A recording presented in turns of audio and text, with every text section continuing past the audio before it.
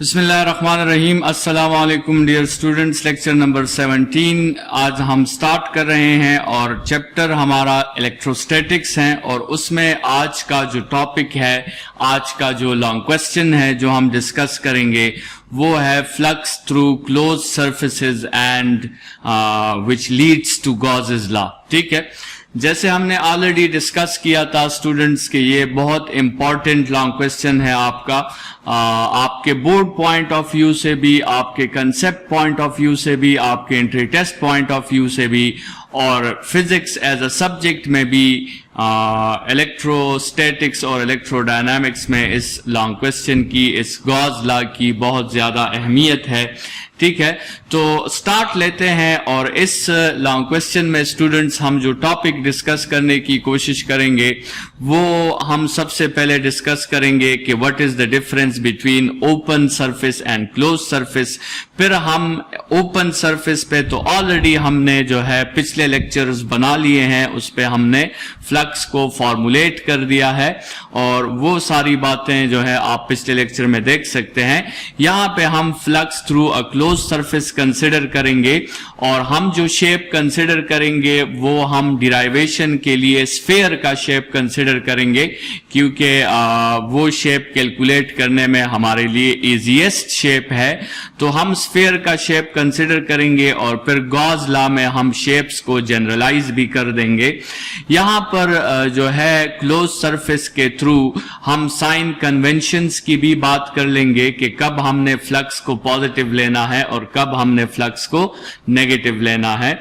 Already sign conventions पे हमने open surface पे भी बात की है कि जब हमारे साथ एंगल 0 होता है तो उस वक्त हमारे साथ फ्लक्स जो होता है दैट इज पॉजिटिव, और जब एंगल 180 होता है so in that time the flux is negative. ठीक है, साइन कन्वेंशंस के बाद फिर हम गॉस लॉ को डिस्कस करेंगे और देखेंगे कि किस तरह flux through any close surface को हम जनरलाइज कर सकते हैं और रिजल्ट्स ऑफ गॉस लॉ पे बात करेंगे, उस जनरलाइजेशन रिजल्ट्स पे बात करेंगे और उसके बाद जो है वो हम एप्लीकेशंस ऑफ गॉस लॉ पढ़ेंगे। गॉस लॉ के तो जनरली बहुत से एप्लीकेशंस हैं, इसने फिजिक्स में बहुत से जो है सबसेट कंसेप्ट्स हमें समझाए हैं इलेक्ट्रोस्टैटिक्स के बारे में, लेकिन जनरली जो गॉस लॉ का एप्लीकेशन है वो हम इसे यूज करते हैं in order to find electric field intensity. Electric field intensity को फाइंड करने के लिए Gauss law is a very strong tool and it is a very strong method. Gauss law हमें कुछ स्टेप्स प्रोवाइड करता है और अगर हम उन स्टेप्स पे जाएं तो हम किसी भी बॉडी के लिए एक पॉइंट पर इलेक्ट्रिक फील्ड इंटेंसिटी जो है वो फाइंड कर सकते हैं।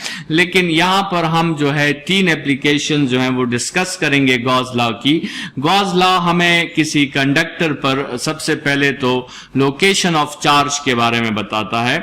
गॉस लॉ के जरिए हम ये साबित कर सकते हैं कि जब भी किसी कंडक्टर को हम चार्ज करेंगे तो वो चार्ज हमेशा उस कंडक्टर के सरफेस पे होगा। ठीक है, तो ये हम साबित करेंगे कि whenever a conductor is charged, the charges are always जो है on the surface of that conductor or that body।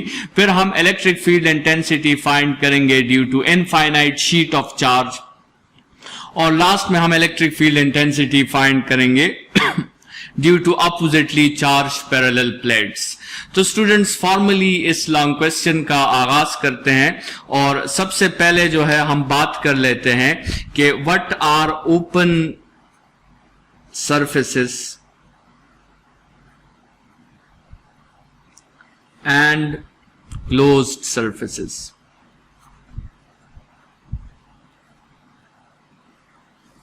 Students आसान सी बात है कि आपके साथ ओपन सरफेस वो सरफेस होता है जिससे एक body, let's suppose a body inside the surface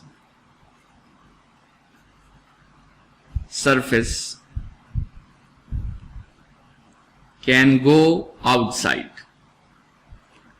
एक बॉडी अगर वो इस सरफेस के इनसाइड है तो वो उससे बाहर जा सकती है and vice versa. Vice versa means कि अगर एक बॉडी बाहर है तो वो अंदर जा सकती है, ठीक है। सो एक ऐसा सरफेस जिससे जो है इन और आउट हो सकता हो किसी मटीरियलिस्टिक बॉडी का, ठीक है। So that surface is called open surface. और अगर एक बॉडी जो है इनसाइड है, कांट गो आउटसाइड,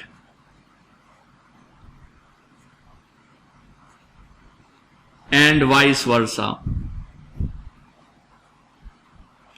तो फिर ऐसे सरफेस को स्टूडेंट्स हम जो है क्लोज्ड सरफेस कहते हैं।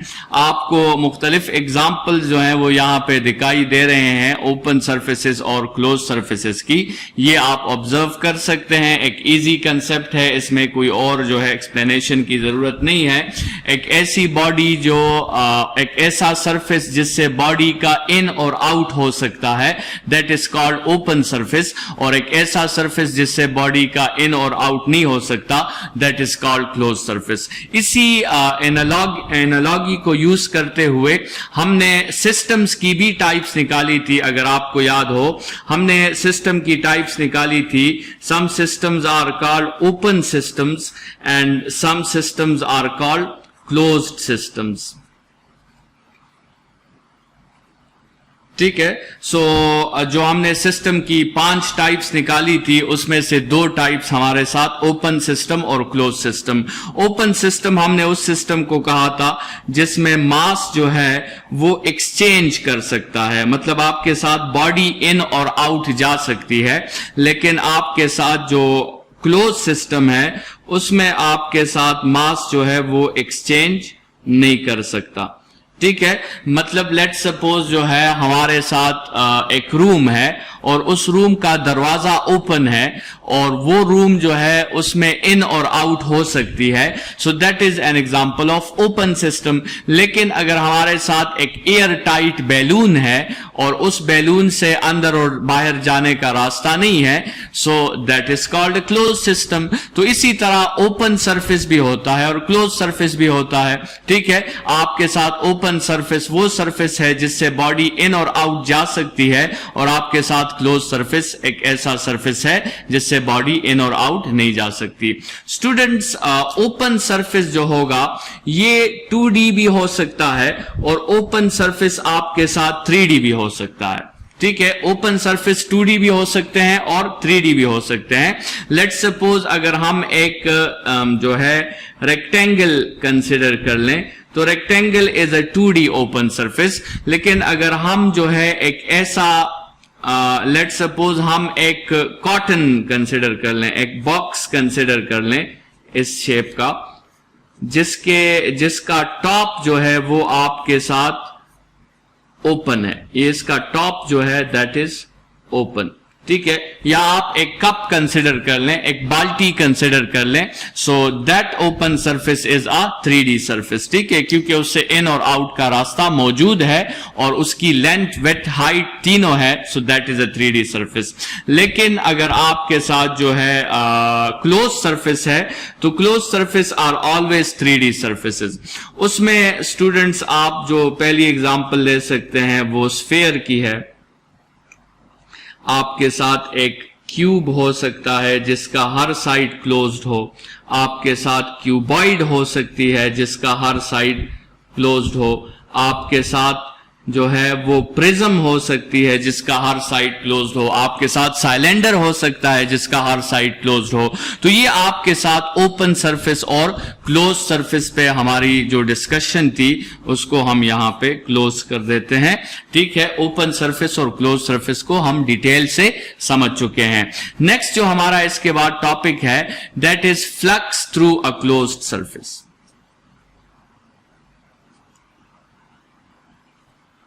Flux through a closed surface, अभी इसको हमने जरा डिस्कस करना है, ठीक है। Flux through a closed surface, हमने स्टूडेंट्स इसमें क्या करना है, हमने इसमें एक क्लोज्ड सरफेस कंसिडर करना है, और यहां पर हम जो क्लोज्ड सरफेस जो है वो कंसिडर कर रहे हैं वो हमारे साथ है एक स्फीयर। एक स्फीयर को हम कंसिडर कर रहे हैं एज अ क्लोज सरफेस, और हमने साथ में एक पॉइंट चार्ज भी कंसिडर करना है जो उस क्लोज सरफेस के अंदर होगा, और हम वो पॉइंट चार्ज कंसिडर कर रहे हैं। कौन सा चार्ज? हम वो चार्ज कंसिडर कर रहे हैं पॉजिटिव चार्ज। और हमारा मकसद क्या है कि हम उस क्लोज सरफेस से टोटल फ्लक्स को जो है वो हम फाइंड कर सकें। ठीक है, तो प्रीवियस हिस्ट्री क्या है? प्रीवियस हिस्ट्री आपके साथ ये है कि आपके साथ फॉर्मूला ऑफ फ्लक्स है। फ्लक्स का फॉर्मूला आपके साथ क्या है? E dot A.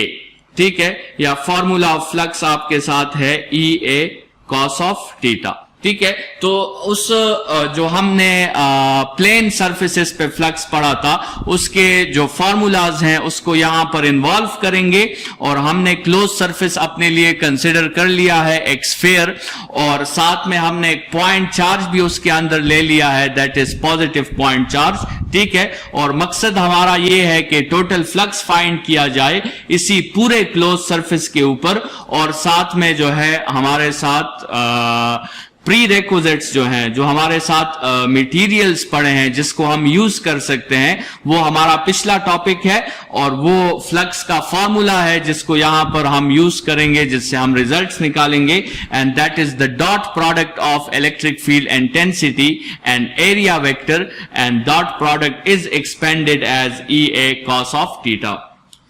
तो स्टूडेंट्स देखे हमने क्या करना है, हमने सबसे पहले कंसिडर करना है एक स्फीयर। ठीक है, और स्फीयर के अंदर हमने रखा है एक पॉजिटिव चार्ज, एक पॉजिटिव टेस्ट चार्ज हमने रखा है। स्फीयर बॉडी जो है 3D बॉडी है। 3D बॉडी को मैं यहां पर पेज पे ड्रॉ नहीं कर सकता, लेकिन आप साथ में इमेज में देख सकते हैं कि 3D स्फीयर जो है वो आपको कैसे नजर आता है।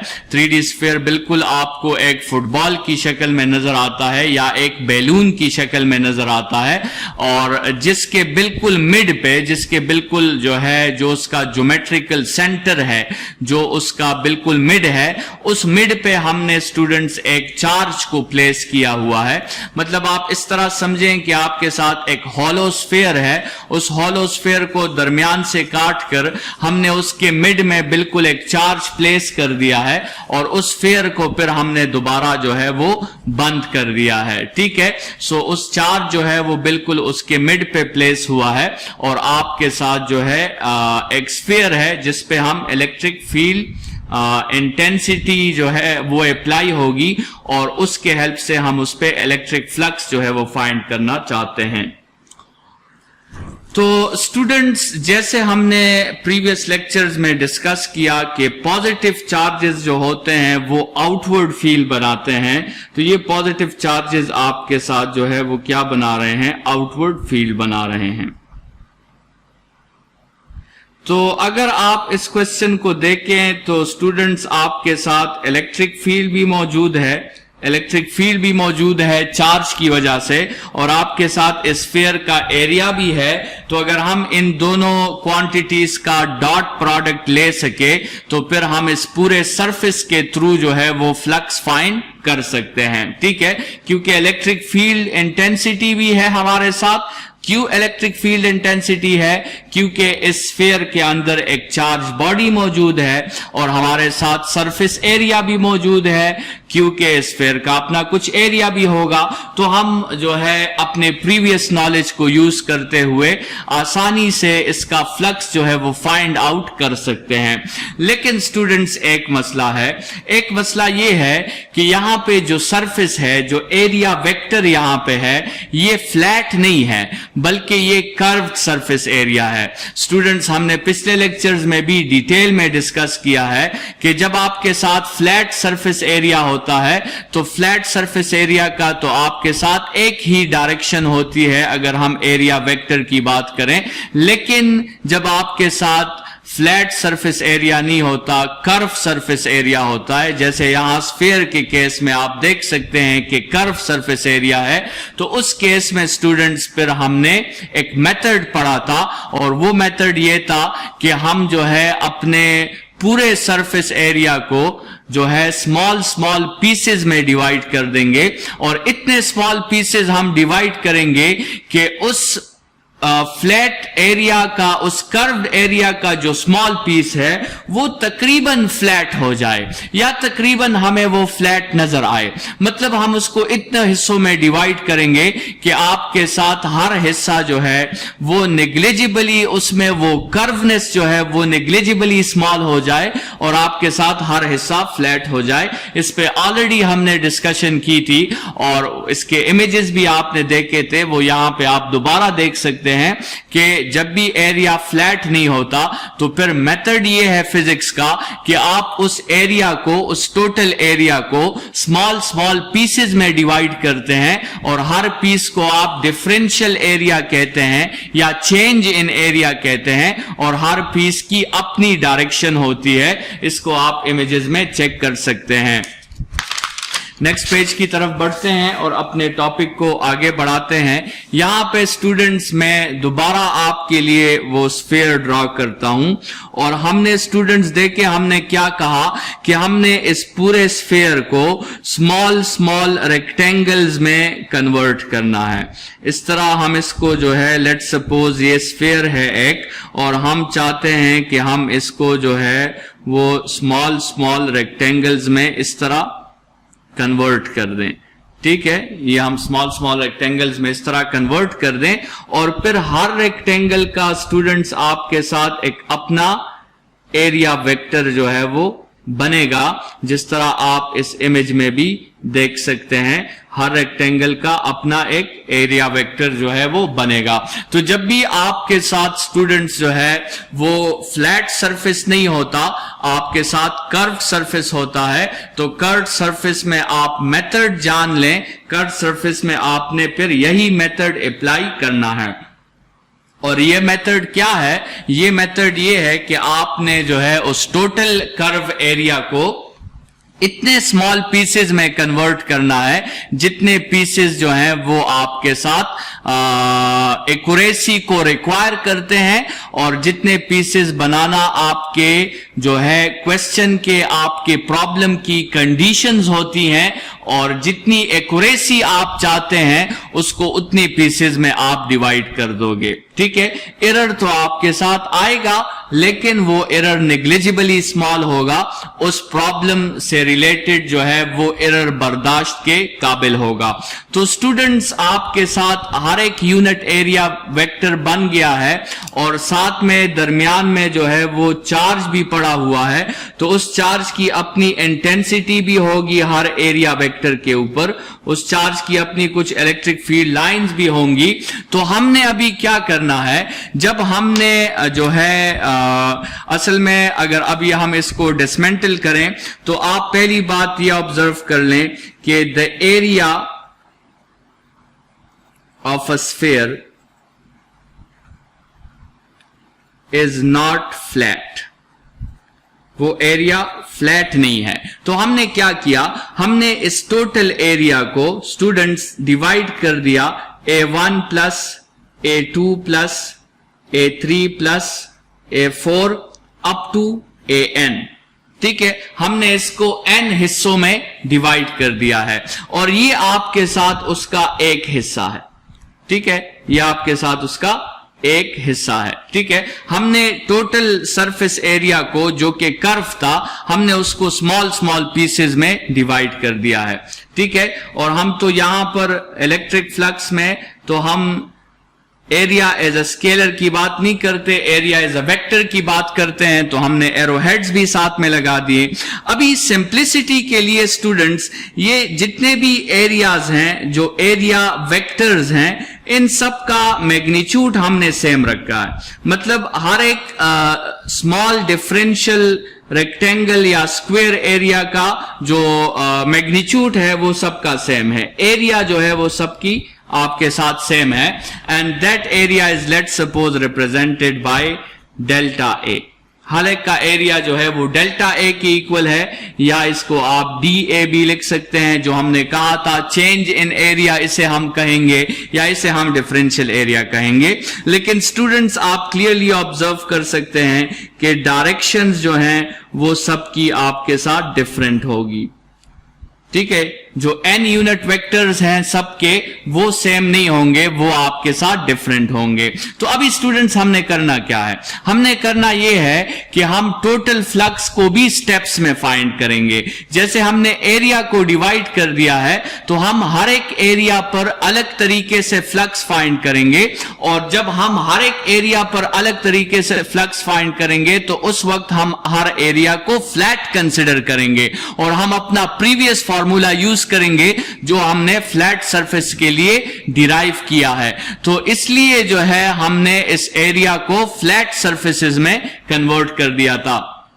सबसे पहले स्टूडेंट्स हम फाइंड करते हैं फ्लक्स 1, और फ्लक्स 1 आपके साथ होगा E1 डॉट A1, और E1 डॉट A1 आपके साथ होगा E1 A1 cos ऑफ θ1। ठीक है, E1 क्या है, ये उस एरिया पर जो A1 है उस पर जो इंटेंसिटी है वो आपके साथ E1 है। एंड व्हाट इज θ1, θ1 आपके साथ जो है E1 और A1 के दरमियान एंगल है। लेट्स सपोज इस एरिया को हम E1 कह देते हैं, और इस एरिया को हम A1 कह देते हैं, और उससे जितने फील्ड लाइंस गुजर रहे हैं उसको हम E1 कह देते हैं, और ये जो आपके साथ एंगल है ये इस E1 और A1 के दरमियान एंगल है। स्टूडेंट्स इसी तरह हम फ्लक्स 2 को फाइंड करेंगे फॉर्मूला E2 डॉट A2 के साथ, और उसका फॉर्मूला होगा E2 A2 cos ऑफ θ2। फिर इसी तरह फ्लक्स 3 जो होगा वो आपके साथ E3 डॉट A3 होगा, और वो आपके साथ होगा E3 A3 cos ऑफ θ3। और इसी तरह जो आपके साथ लास्ट में फ्लक्स n होगा वो होगा En डॉट An, और वो आपके साथ होगा En An cos of θn। तो इस तरह स्टूडेंट्स हमने ये स्मॉल स्मॉल पीसेस में जितने भी फ्लक्स थे वो हमने फाइंड कर लिए हैं। ठीक है, और अभी मकसद ये है कि इन सब का कंबाइंड इफेक्ट फाइंड करना है। लेकिन कंबाइंड इफेक्ट फाइंड करने से पहले स्टूडेंट्स हम इसको थोड़ा सा सिंप्लीफाई कर लेते हैं। हम जरा E1 E2 E3 इनकी वैल्यूज को थोड़ा सा ऑब्जर्व कर लेते हैं, और इसके बाद जो है आपके साथ A1 A2 A3 इनकी वैल्यूज को थोड़ा सा ऑब्जर्व कर लेते हैं, और एंगल्स की वैल्यूज को थोड़ा सा ऑब्जर्व कर लेते हैं। सबसे पहले तो आते हैं इस E1 E2 E3 की तरफ। स्टूडेंट्स आपके साथ E1 का मैग्नीट्यूड और E2 का मैग्नीट्यूड और E3 का मैग्नीट्यूड और इसी तरह En का मैग्नीट्यूड वो सब आपके साथ सेम है, और वो सब इक्वल है लेट्स सपोज E के। इसका रीजन क्या है? इसका रीजन वो दो एजम्पशंस हैं जो हमने स्टार्ट में लिए थे। पहला एजम्पशन ये था कि हमने कंसिडर किया हुआ है स्फेयर। स्फेयर में ये बात होती है कि स्फेयर का हर पॉइंट जो है वो सेंटर से इक्विडिस्टेंट होता है, और हमने चार्ज प्लेस किया हुआ है कहां पर? सरफेस पर, तो सेंटर पर। तो लेट्स सपोज स्टूडेंट्स अगर यहां एक यूनिट एरिया है और यहां भी एक यूनिट एरिया है, तो वो यूनिट एरिया जो है सेंटर से क्या है? वो सेंटर से इक्विडिस्टेंट है। इसका R1 और इसका R2 वो दोनों आपके साथ इक्वल है, और आपके साथ इलेक्ट्रिक फील्ड इंटेंसिटी की डिफिनीशन है KQ बाय R स्क्वेयर। तो K जो है वो दोनों सरफेसेस के लिए सेम है, Q जो प्लेस हुआ है वो दोनों सरफेसेस के लिए सेम है, और R भी दोनों सरफेसेस के लिए सेम है। यहां पे R1 और R2 जो है वो सेम है। तो इलेक्ट्रिक फील्ड इंटेंसिटी जिन क्वांटिटीज पर डिपेंड करती है, हमारे इस एजम्पशन की वजह से वो इलेक्ट्रिक फील्ड इंटेंसिटी स्टूडेंट्स जो है वो कांस्टेंट है, क्योंकि वो जिन क्वांटिटीज पर डिपेंड करती है वो क्वांटिटीज आपके साथ कांस्टेंट है। तो इसलिए इलेक्ट्रिक फील्ड इंटेंसिटीज ये E1 E2 E3 ये सब E के इक्वल है।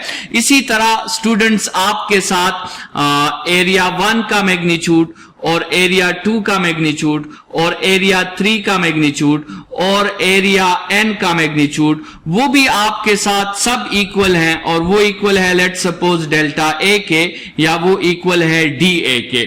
ये तो हमने जब स्मॉल स्मॉल पीसेस में डिवीजन की थी, जो हमने अपनी तरफ से कंस्ट्रक्शन की थी, उसमें हमने सिंप्लिसिटी के लिए इन एरियाज को सेम कंसिडर कर लिया था।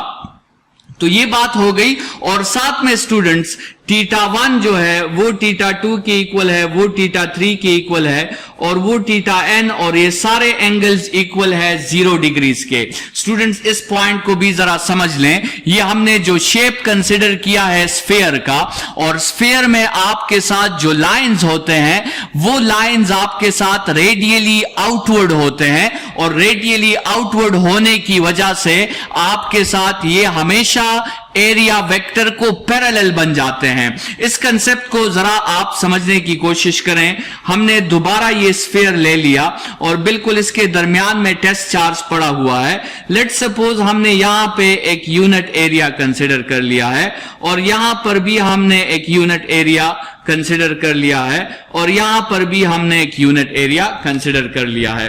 अगर स्टूडेंट्स हम इस यूनिट एरिया की डायरेक्शन निकालें तो इसकी डायरेक्शन ये है n यूनिट वेक्टर। अगर हम इसकी डायरेक्शन निकालें तो वो इस तरफ होगी n यूनिट वेक्टर, और अगर हम इसकी डायरेक्शन निकालें तो वो इस तरफ होगी n यूनिट वेक्टर। मतलब आपके साथ जितने भी यूनिट एरियाज की डायरेक्शंस हैं वो रेडियली आउटवर्ड होंगी, और स्टूडेंट्स आपके साथ जो इलेक्ट्रिक फील्ड लाइंस होंगे वो भी रेडियली आउटवर्ड होंगे।